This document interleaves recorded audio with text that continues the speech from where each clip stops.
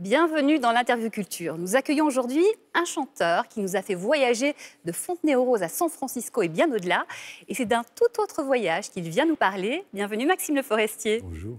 Ce voyage, c'est évidemment celui dans l'univers de Georges Brassens. On fête ses 100 ans cette année. Il aurait eu 100 ans à travers un coffret de CD, mais aussi un livre. On va commencer par le livre « Brassens et moi ». Alors, question toute simple, qu'est-ce qu'on y trouve ? On y trouve un récit de la relation que j'ai eue avec Georges Brassens, d'abord avec son œuvre, parce que j'ai commencé par découvrir ses chansons, par partition, par écrit, je ne l'avais pas entendu encore. Puis un peu avec l'homme, parce que j'ai fait sa première partie en 72 à Bobino, et on s'est un peu croisés jusqu'en 79. Et puis après, la longue relation que j'ai eue avec sa légende, parce que j'ai enregistré des chansons posthumes, des chansons qu'il n'avait pas eu le temps de chanter. Et donc ça a donné une tournée mondiale, 500 concerts et ce coffret. Oui, alors dans le livre, on apprend des tas de choses sur Georges Brassens, sur votre relation, sur le monde de la musique à cette époque. Donc déjà, c'est un témoignage très intéressant. Vous nous parliez de cette fameuse première partie, la première fois que finalement vous avez partagé une scène avec lui. Vous vous rappelez de ce moment et quel est le moment le plus incroyable dont vous vous rappelez sur cette période-là ? Voilà, je pense que c'est le dernier jour. Parce qu'il changeait de première partie toutes les 3 semaines pour donner à tout le monde sa chance et du travail aussi. Et je me souviens du dernier jour. Ouais, avec beaucoup d'émotion. Beaucoup. En plus, c'est quelqu'un que vous admiriez énormément. Ah ben moi, j'avais appris à jouer de la guitare avec ses chansons. J'avais appris que la chanson existait avec ses chansons. J'avais appris des tas de choses, Ouais. bien sûr. On va justement regarder un document de Lina qui nous en dit plus justement sur cette relation à ces chansons. Regardez. Je crois qu'il y a un rapport très précis entre Brassens, la guitare, et Maxime Le Forestier. Oh bah avec Brassens, la guitare et beaucoup de gens, enfin, je crois. Mais en ce qui te concerne, Maxime, je crois que tu t'es mis à la guitare, si je peux dire, à cause de Brassens. Oui, enfin, je pense qu'il y a dans les chansons de Brassens une méthode de guitare naturelle, puisque je crois qu'il a appris à jouer de la guitare en même temps qu'en écrivant des chansons. Exactement, oui. Quelle est la première que tu as essayé de Jouer jouer? gorille, comme tout le monde. Le gorille, c'est Toi simple, aussi, c'est d'ailleurs. Oui. C'est une des premières que j'ai pu jouer à la guitare. Il y avait 2 accords, c'était facile. Beaucoup d'humour également.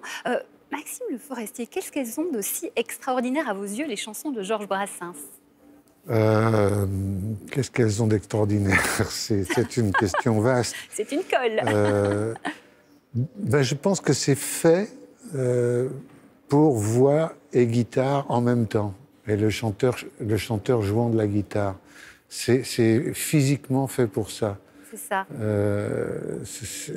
On peut évidemment les arranger de toutes sortes. On peut les accompagner avec toutes sortes de formules musicales.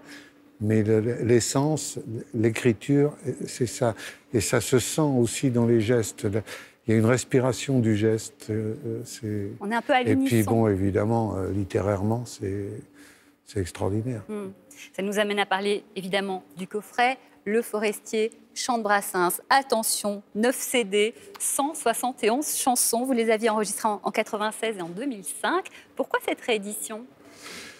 Parce que le livre sortait, donc la maison de disques a jugé utile de rééditer ce coffret qui était épuisé, il n'y en avait plus. C'est une excellente idée parce que du coup, ça donne envie de les réécouter. Et je vous propose tout de suite de regarder un extrait de Maxime Le Forestier qui nous chante La maîtresse d'école. À l'école, nous avons appris l'ABC. La maîtresse avait des méthodes avancées.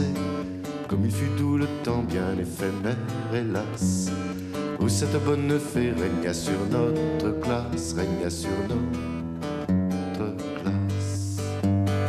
Avant elle, nous étions tous des paresseux, des lève-nez, des cancres, des crétins crasseux, en travaillant exclusivement que pour nous. Les marchands de bonnets d'âne étaient sur les genoux, étaient sur les genoux. Maxime Le Forestier, ces chansons, en fait, celles qui étaient connues, mais d'autres inconnues, vous y avez eu accès grâce à un fameux cahier. Vous pouvez un peu nous raconter cette anecdote? Vous savez, Brassens avait un ami qui était son secrétaire, qui était son homme de confiance, qu'il appelait Gibraltar.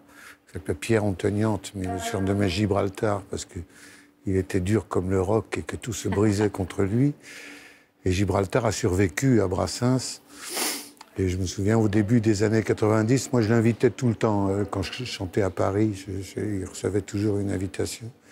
Il est arrivé dans ma loge à l'Olympia avec un livre, en me disant « Je prends ma retraite, on vend l'édition.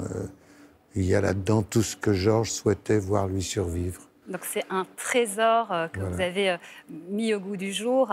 Je l'ai déchiffré déjà. Oui, c'est ça. Oui, parce qu'il y avait plein de chansons que je ne connaissais pas. Maîtresse d'école, L'Orphelin, Les Pyrénées, Les Retouches à un roman d'amour de Katsou, La chansonnette pour celle qui reste pucelle. Enfin, c'était son dernier album qu'il n'avait pas eu le temps d'enregistrer. Oui, que vous avez mis en musique justement. Donc, grâce à cet album, Le Forestier chante Brassens, des tas de découvertes, 171 chansons, 9 CD. Il y a de quoi faire. Et puis, Maxime Le Forestier, Brassens et moi, c'est aux éditions Stock. On découvre vraiment des tas d'anecdotes. C'est d'une richesse incroyable. On vous souhaite beaucoup de succès. Merci. Et puis, on espère vous voir sur scène avec ces chansons. Merci infiniment, Maxime Le Forestier. On se retrouve très vite pour une nouvelle interview culture.